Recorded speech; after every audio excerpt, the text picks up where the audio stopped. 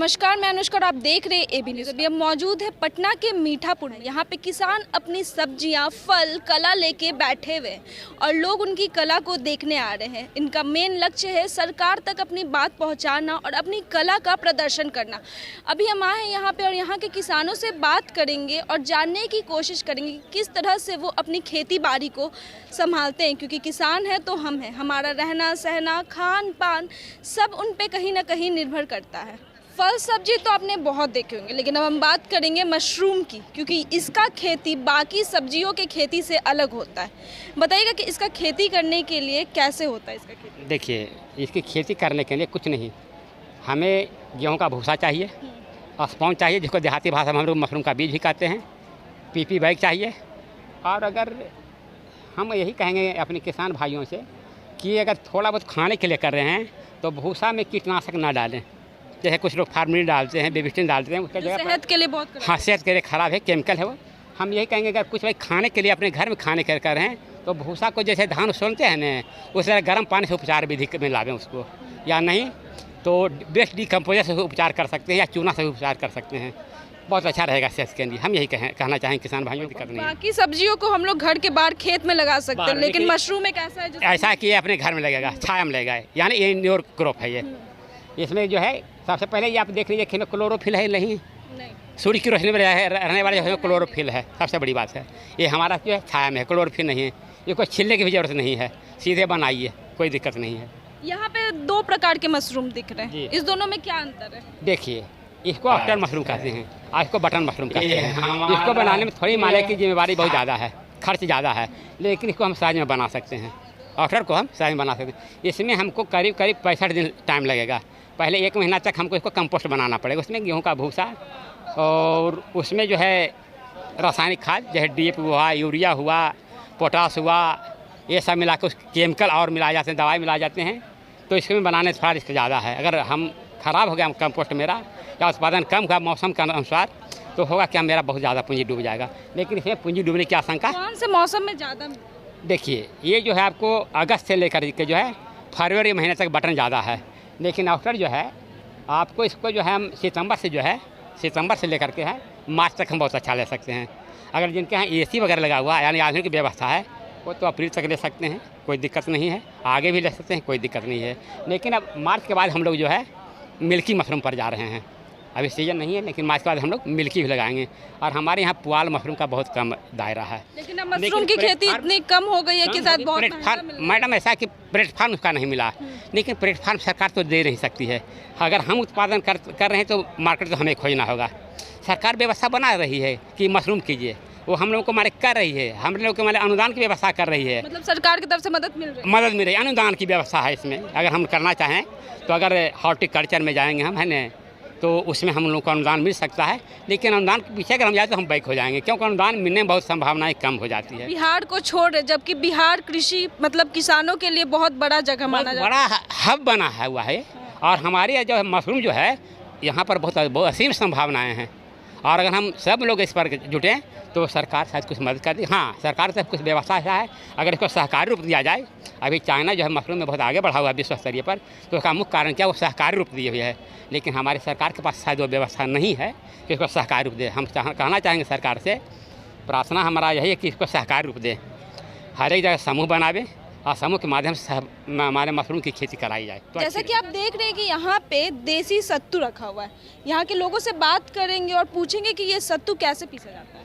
ये जाता में पीसा जाता है, उसको पहले भुलाया जाता है रात में, फिर उसको बोरा में बांध के रख के फिर उसको भूंजा जाता है, फिर उसको चक्की में दर के उसका छिलका हटा के फिर उसको पीसा जाता है। मार्केट में भी सत्तू मिलता है। तो ये सत्तू और उस सत्तू में क्या अंतर है? वो तो आप खाने के बाद बताएंगे कि क्या टेस्ट है उसका। कैसे, मतलब एक दिन कितना मेहनत लगता होगा ये सत्तू पीसने में? मेहनत तो है, लेकिन काम करते हुए, घर का काम देखते हुए महिलाएं करती हैं इस चीज़ को, और अपना इनका समय बचा के ये किया हुआ है काम है। जैसे आप लोगों ने कहा कि महिला ने किया, वो समय अपना घर का करते हुए देखते हुए समय बचा के इस काम को। ने कहा कि आप लोग का एक ऑर्गेनाइजेशन चलता है आत्मा, जिसमें सारी औरतें रहती हैं, वो लोग काम करती हैं। तो उसमें कितनी औरतें हैं? हमारा ग्रुप है अच्छा। आशा महिला हित समूह, वो उसमें 20 महिलाएं हैं और सभी महिलाएं जो हैं कल तो सभी थे, अभी जो भी हैं हमारे सामने हैं, तो ये भूनने का काम करती हैं, ये पीसने का काम करती है। इसी तरीके से हमारा सारा महिला का डिवाइड कर देते हैं वर्क। कितनी औरतें होंगी उसमें? 20 और एक दिन में यही द्वारा बनाया है ये मतलब जो है हमारा फंडेड बाय आत्मा कहेंगे उसको, ठीक है। और हम लोग लॉकडाउन जो बीच में हुआ था उसमें सरकार की तरफ से मतलब कोई मदद मिली? और सरकार लॉकडाउन के समय तो कुछ नहीं मिला, क्योंकि उस समय किसी को घर से निकलना ही नहीं था। नुकसान तो है, लेकिन हमारा कोई काम भी नहीं हो रहा था, ना कहीं हमारा एग्जीबिशन लग रहा था, ना कोई घर से निकल रहा था। तो यहाँ पे जो आप लोगों ने स्टॉल्स लगाया है उसका मुख्य लक्ष्य क्या है? कि सब महिलाएं अपना हाथ का रोजगार करें, उनको सबको अपना काम मिले, हाथों हाथ रोजगार मिले। आप लोग जो ये पीसती हैं ये डायरेक्ट कंज्यूमर मतलब आम जनता तक कैसे पहुंचता है? कोई दुकान में या फिर महिलाएं कहीं जो भी कांटेक्ट है, जैसे एक महिला दूसरी महिला को बोली, तीसरी से बोली, इस तरीके से हम लोग भी ग्रुप बाय ग्रुप, मतलब एक ग्रुप नहीं है, हमारा जितना भी ग्रुप की महिला है सबको हम लोग कहते हैं कि आपके जितने भी रिलेशन में हैं उनको आप वो बोलो, वो उनको आप ये दो। ऑनलाइन सुविधा या दुकान नहीं? नहीं अभी नहीं है। अभी हम लोग कोशिश कर रहे हैं, लेकिन अभी तक फिलहाल में हमारा ऑनलाइन हुआ नहीं है। आगे चल के कोई बदलाव? आगे हम लोग बदलाव करेंगे। अभी हम लोग स्टार्ट किए हैं होम डिलीवरी का भी, तो महिलाएं कुछ तैयार कर रहे हैं जो घर घर जाके दें। कि आप देख रहे हैं कि यहाँ पे टमाटर रखा हुआ है, बीन्स रखा हुआ है, तो आप इनकी खेती कैसे करें? इसका खेती हम सिमरिस कंपनी का बीज लेकर लगाए हुए हैं, अपना खेत है, और मेरे पास पॉली हाउस भी है और खाद देकर उपजा रहे हैं इसको हम।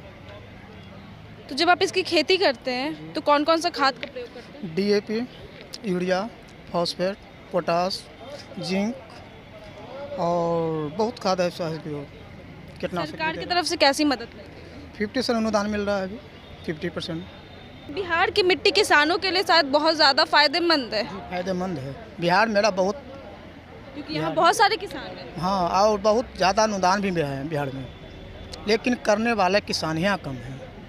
तो इसको जो इसका उत्पादन करते हैं इसको आम जनता तक कैसे पहुँचाते हैं? मार्केट के थ्रू। मार्केट के थ्रू। तो कभी ऐसा नाफा नुकसान? नहीं, कभी तो खेती जब कर रहे हैं तो घाटा मुनाफा तो होना ही है। जब कुश्ती लड़िएगा तभी तो हारिएगा जीतिएगा। तो बारिश के मौसम में ऐसा होता है, अब आजकल बिन बादल बरसात हो जाता है, तो इसमें कैसे मैनेज करते हैं?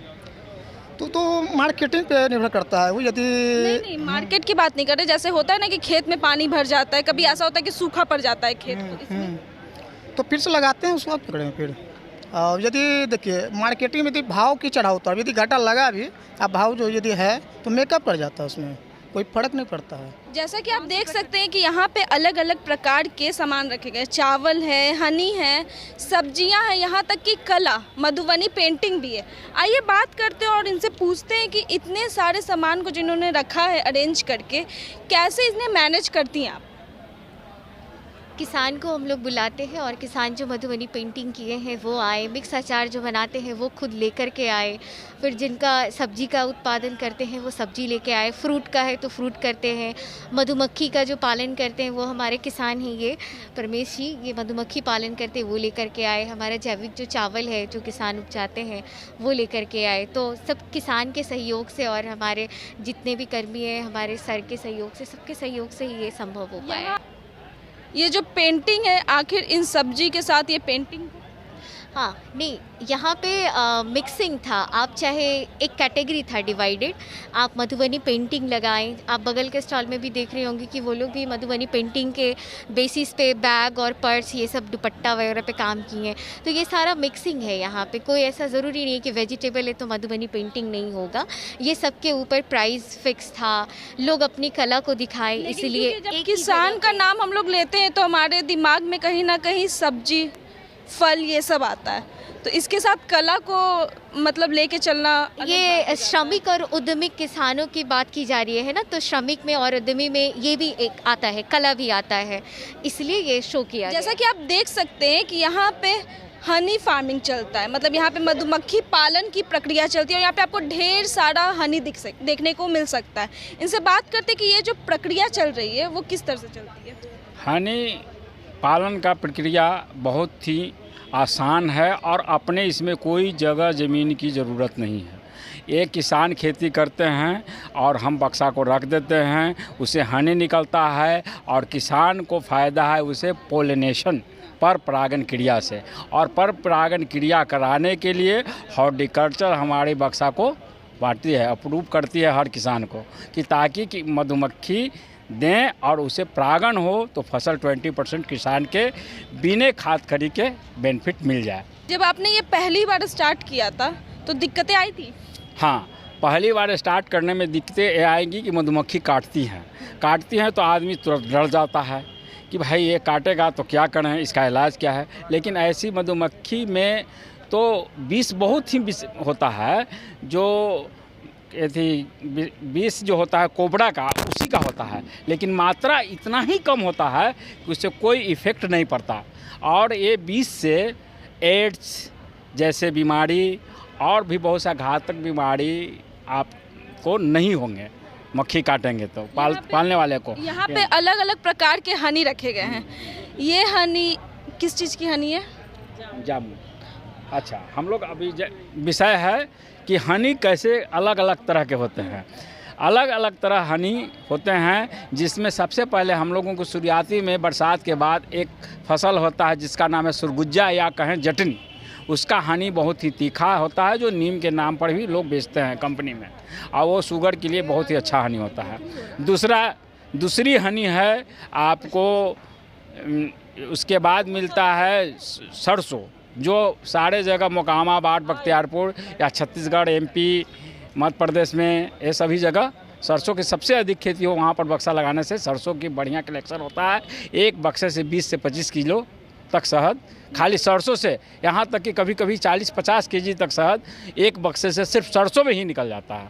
अच्छा। कभी कभी, जबकि मौसम इसके लिए अच्छा होना चाहिए, जो पूर्वा हवा चले, अच्छा धीमे धीमे हवा चले, बहुत तेज़ नहीं रहे, तो मक्खी बैठ के फूल पे बहुत आसानी से बढ़िया से काम करती है, ग्रोथ बहुत अच्छा होता है। सीजन पे भी डिपेंड होता है? सीजन पे डिपेंड करता है। बी कीपिंग और एग्रीकल्चर और एपीकल्चर दोनों में ये है कि सीजन पर ही बहुत ज़्यादा डिपेंड होता है, इसलिए कि किसी की पूर्वी हवा में थोड़ा मॉइस्चर होता है और पछिया हवा सुखा देती है फूल को।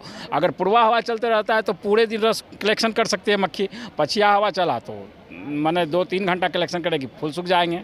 इसलिए पूर्वी हवा में कलेक्शन बहुत अधिक होता है और प्रचुर मात्रा में जिस चीज़ फसल का खेती हो वहाँ से प्रचुर मात्रा में मधु निकलेगा। और बाहर के हनी और इस हनी में क्या अंतर होता है? बाहर में तो बहुत देशों में हनी मिलता ही नहीं है। एक अभी बहुत सारा नया महंगा पतंजलि, वो कुछ नहीं है, वो सारे हनी एक किसान प्रोडक्ट करते हैं, पैकेजर अपना पैसा वो लूट रहा है। अच्छा। कुछ उसमें कोई अंतर नहीं है। वो कहेगा कि ब्लैक हनी तो 3 साल पुराना कर दीजिए, काला हो गया मधी, ब्लैक हनी लिख के बेच सकते हैं।